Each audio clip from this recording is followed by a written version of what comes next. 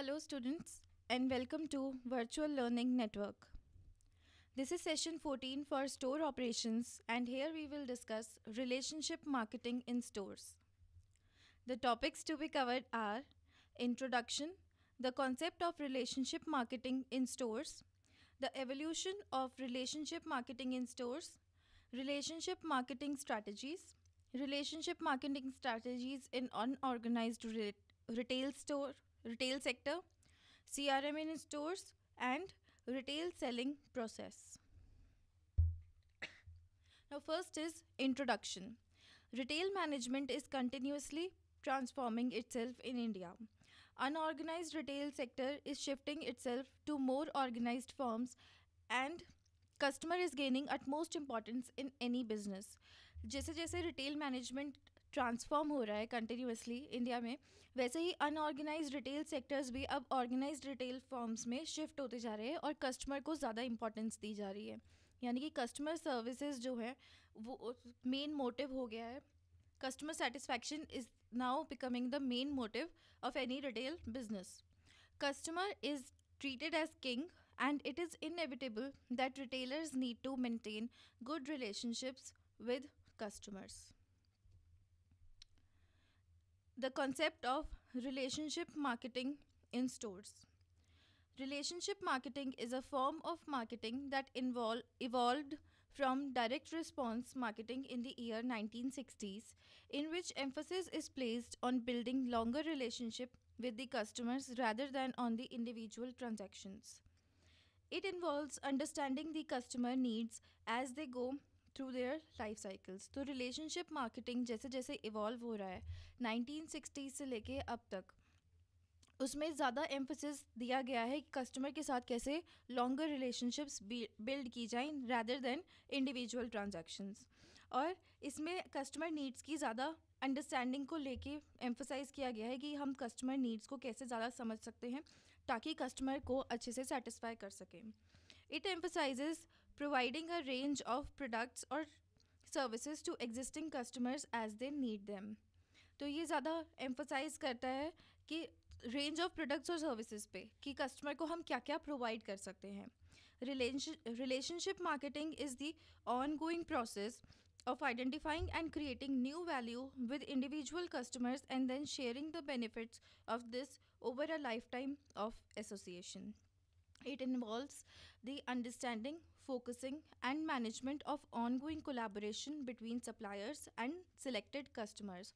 So relationship marketing में basically suppliers और जो सिलेक्टेड कस्टमर्स हैं उनके बीच में अंडरस्टैंडिंग, फोकसिंग और मैनेजमेंट की कैसे हम इनको कोलैबोरेट कर सकते हैं, कैसे समझ सकते हैं और कैसे इनके बीच में रिलेशनशिप मेंटेन करके रख सकते हैं. ये सारी चीज़ें मेन फोकस है रिलेशनशिप मार्केटिंग का. Relationship marketing differs from other forms of marketing in that it targets an audience with more directly suited information on products or services with suit to retain customers' interest. तो relationship marketing बाकी जितनी भी marketing की forms है उन सबसे different है क्योंकि ये एक ऑडियंस को टारगेट करती है कि कैसे हम कस्टमर के इंटरेस्ट को रिटेन कर सकते हैं अपने प्रोडक्ट्स और सर्विसेज में. Next is the evolution of marketing in stores. One of the major challenges for the retailer today is to devise new ways of attracting customer attention to be able to position themselves differently from its competitors. Major challenges आजकल जो है किसी भी retailer के लिए वो है कि नए नए तरीके वो कैसे डिवाइस कर सकता है कि वो कस्टमर की अटेंशन को अट्रैक्ट कर सके ताकि कस्टमर उसके प्रोडक्ट्स और सर्विसेज को ज़्यादा अटेंशन दे और एक ऐसी पोजीशन पे हो जो कंपेटिटर से डिफरेंट है, मतलब अपने कंपेटिटर से कैसे आगे निकल सकता है. The retail stores are becoming more customer centric and are modifying their strategies in order to retain them.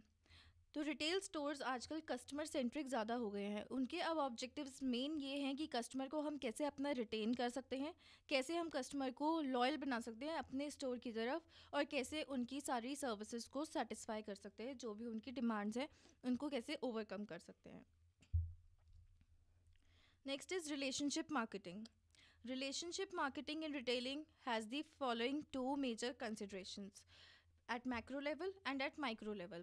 At macro level, recognizing the marketing influence at a wider range of area that include customer, employee, supply, internal referral, and the influencer markets such as government and financial markets. तो relationship marketing के दो major considerations होते हैं. एक तो होता है macro level पे जो वाइडर रेंज कवर करता है किसी भी एरिया की, जिसमें कस्टमर, एम्प्लॉय, सप्लायर, इन्फ्लुएंसर ये सारे आते हैं, साथ में गवर्नमेंट भी.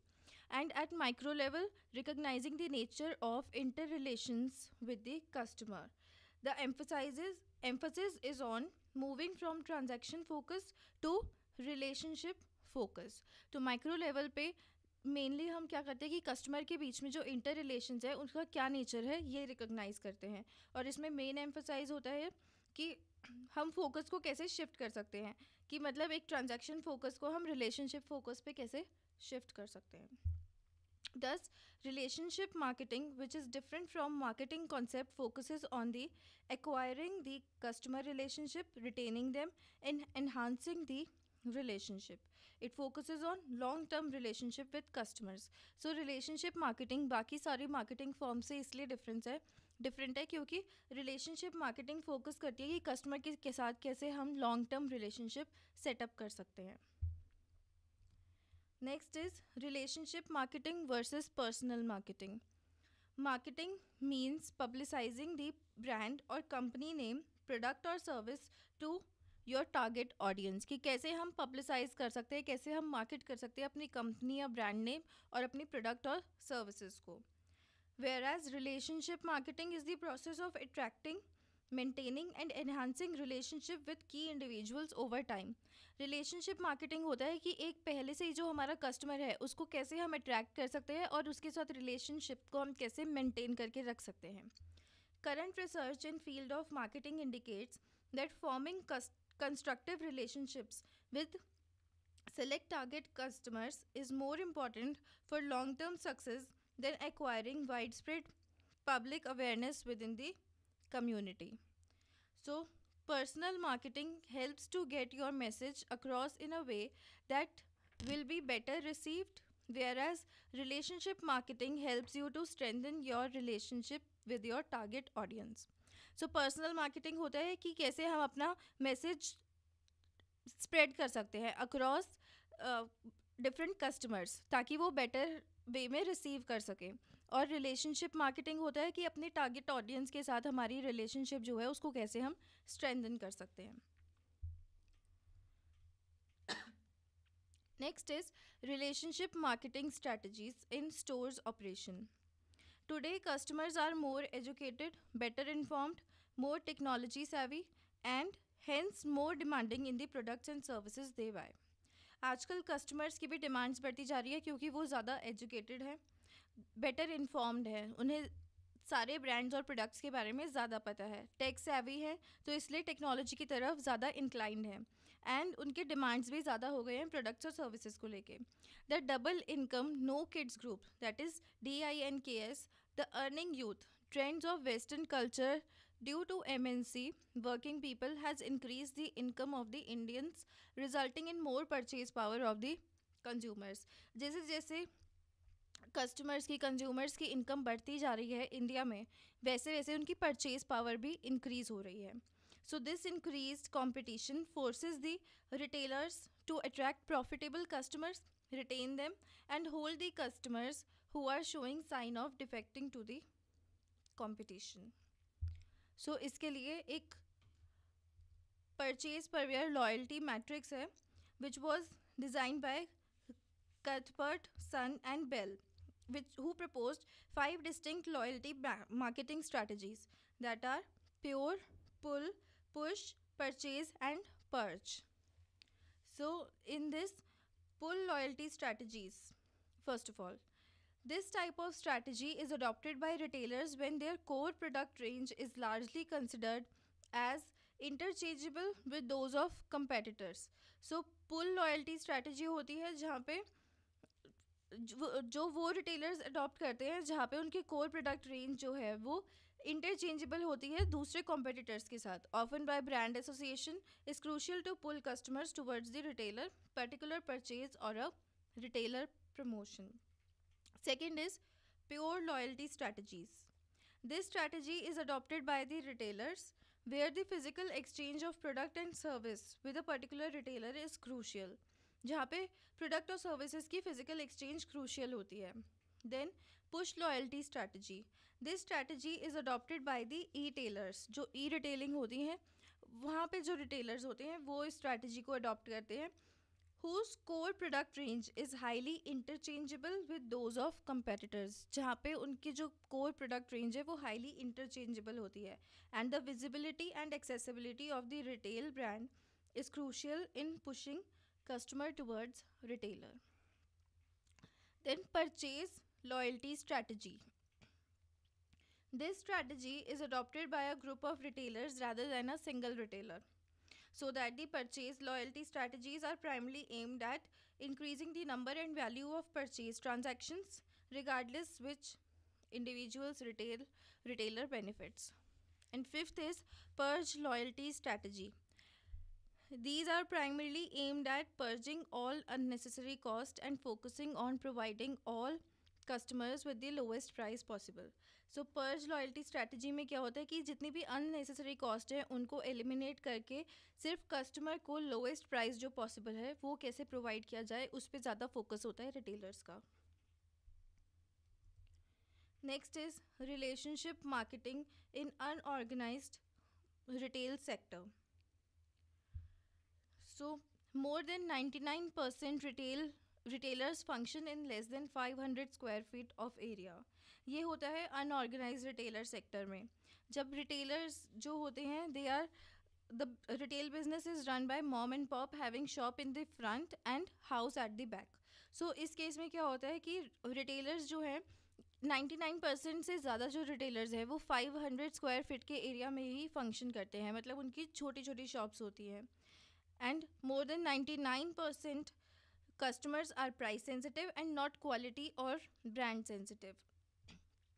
Weekly bazaar in many small towns was held and almost all the commodities were on the scene including livestock. So इस केस में क्या होता था अनऑर्गेनाइज्ड रिटेल सेक्टर में कि वीकली बाजार्स लगते हैं स्मॉल टाउन्स में और जितनी भी कमोडिटीज़ होती हैं वो सारी उसमें डिस्प्ले होती हैं. Bargaining was the unwritten law of market, and unlike the modern retail, the traditional retailer would have a direct or good relationship with the customers. Because of the limited consumer base and small size of operations, limited product size, the limited options available to shop, no specialty stores, no good transportation system to move frequently, etc., made the consumer to shop with the retailer in his vicinity by compromising. तो इसमें क्या होता है कि good relationships जो होती हैं वो बेसिक मोटिव होता है ट्रेडिशनल रिटेलर का, और जो कस्टमर्स होते हैं वो भी ज़्यादातर इन शॉप्स में जाते हैं क्योंकि वो विसिनिटी में है, काफ़ी रिलायबल होती हैं और उसमें फ्रिक्वेंटली हम मूव कर सकते हैं क्योंकि पास होती है घर के. तो इसलिए इसमें क्या होता है कि लिमिटेड कंज्यूमर बेस होता है, स्मॉल साइज़ ऑफ ऑपरेशंस होते हैं, प्रोडक्ट साइज़ भी लिमिटेड होता है और ट्रांसपोर्टेशन फैसिलिटीज़ इतनी अवेलेबल नहीं होती, तो ज़्यादातर अनऑर्गेनाइज्ड रिटेल सेक्टर पे रिलाई करते हैं consumers. Next is CRM in stores. Customer service refers to tangible and intangible activities undertaken by the retailer in combination with the basic goods and services it provides. Customer service होता है कि जो भी intangible या tangible activities होती हैं जो retailer एक तरह से अंडरटेक करता है ताकि वो गुड्स और सर्विसेज बेटर प्रोवाइड कर सके अपने कंज्यूमर्स को या कस्टमर्स को.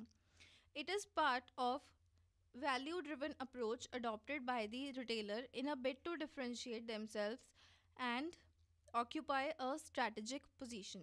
So इन सब चीज़ों को मैनेज करने के लिए, अपने कस्टमर बेस को स्टैटिक रखने के लिए और बाकी कस्टमर्स को अट्रैक्ट करने के लिए, जो दूसरे कंज्यूमर्स हैं उन्हें अट्रैक्ट करने के लिए होता है customer relationship management. Some of the major criteria for the right customer approach are: first is creating the right environment. सबसे पहले रिटेल स्टोर में एनवायरनमेंट ऐसा होना चाहिए कि कस्टमर ज़्यादा अट्रैक्ट हो. Listening to the customers, customer की जितनी प्रॉब्लम्स हैं, उनकी जितनी क्वेरीज हैं उनको अच्छे से सुने, उनको अच्छे से सर्विस प्रोवाइड करें. They should be given attention, every customer should be given attention. Then providing rewards to the best customer, जो best customer हैं या जो loyal हैं उनको अलग अलग discount rates provide कर सकते हैं, उनको rewards दे सकते हैं. Then realizing the lifetime value of customers. Next is importance of CRM. Key ingredients to creating a successful CRM system include: first is an enterprise data warehouse that captures all of the customers history including purchases, preferences and promotions. So एक enterprise data warehouse develop करना ज़रूरी है जिसमें customer की सारी history हो, जिसमें उसके परचेजेस, उसके प्रेफरेंसेस क्या हैं और कस्टमर सर्विसेज कौन सी चाहता है और उसके प्रमोशंस क्या हैं. इससे क्या होगा कि कस्टमर्स की सारी बातें ध्यान में रखना इजी हो जाएगा. Then customers interaction channels that allow you to reach your customers more effectively and efficiently. कि कस्टमर के इंट्रैक्शन चैनल्स होने चाहिए जिससे कि कस्टमर को रीच आउट करना ईजी हो जाए where and when they want to be reached. A data warehouse that enables customer service personal real time access so they can use it to interact with their customers. एक data ware house होना चाहिए जिससे कि personal जो भी हैं उन वो रियल टाइम में एक्सेस कर सके कस्टमर्स को और उनकी प्रॉब्लम्स को सॉल्व कर सकें. Then a long range budget, upper management support and appropriate resources. एक लॉन्ग रेंज बजट होना चाहिए लॉन्ग टर्म में जो कंपैटिबल हो. अपर मैनेजमेंट का सपोर्ट बहुत ज़रूरी है CRM के लिए और अप्रोप्रिएट रिसोर्सेज होने चाहिए जिनको हम ढंग से यूटिलाइज करके कस्टमर रिलेशनशिप मैनेजमेंट मॉडल जो है उसको अच्छे से यूटिलाइज कर सके, इम्प्लीमेंट कर सकें. Then segmentation of customers' profitability.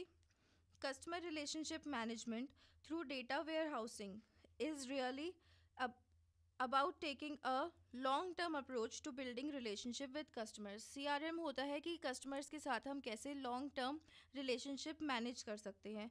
तो इसलिए back in good old days, the baker, banker, etc. would know their customer base from seeing them only on a daily basis and learning their preferences based on the relationship they shared with the customer. And last is CRM is really about using the powerful tools like data warehousing and data mining technologies.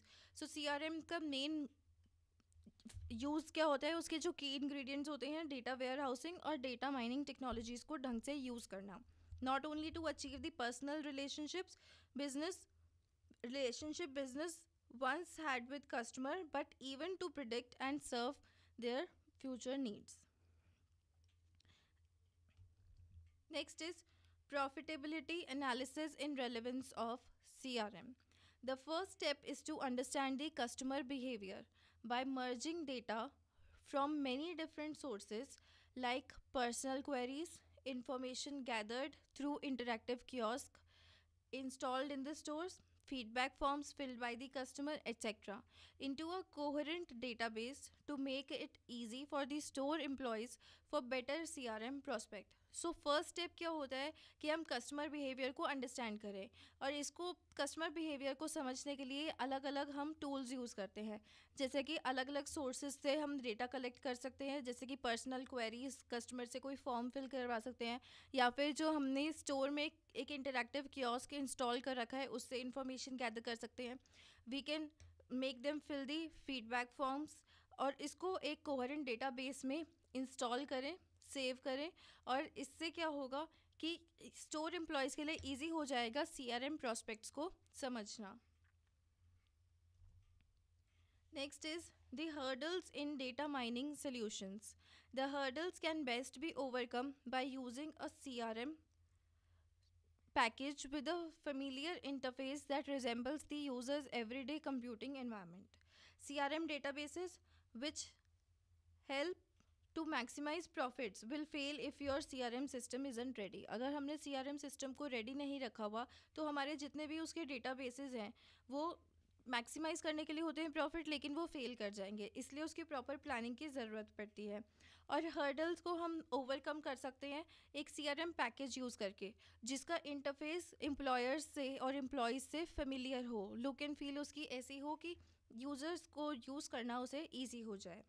The new generation of lightweight Business intelligence tools can also significantly reduce the burden by providing a comprehensive customer picture via a portal.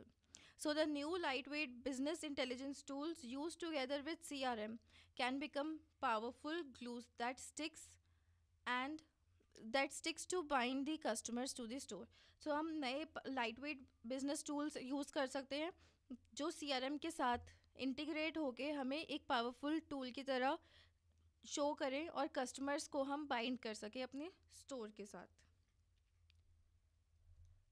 Next is retail selling process. So अलग अलग retail selling process होते हैं और basically retail selling process के 7 steps होते हैं. First is acquiring product और service knowledge, कि सर्विस और प्रोडक्ट जो हम सेल कर रहे हैं उसकी अच्छे से नॉलेज होनी चाहिए. As the sales person is the source of first hand information source to the customer intended for a purchase. He should be well equipped with the product knowledge. जो सेल्समैन हैं वो ही कस्टमर को products sell करते हैं, तो इनके पास proper knowledge होनी चाहिए जो प्रोडक्ट और सर्विस वो बेच रहे हैं उसके बारे में. Second is studying the customer. It is important to know the mood of the customer, कि कस्टमर की फेस रीडिंग आनी चाहिए कि कस्टमर का मूड कैसा है. Sales person should observe the customer carefully, interact with him to get more information of his choice or preferences. Then third is approaching the customer, कि customer को approach करना ज़रूरी है ताकि उसकी क्वेरीज को सॉल्व किया जा सके.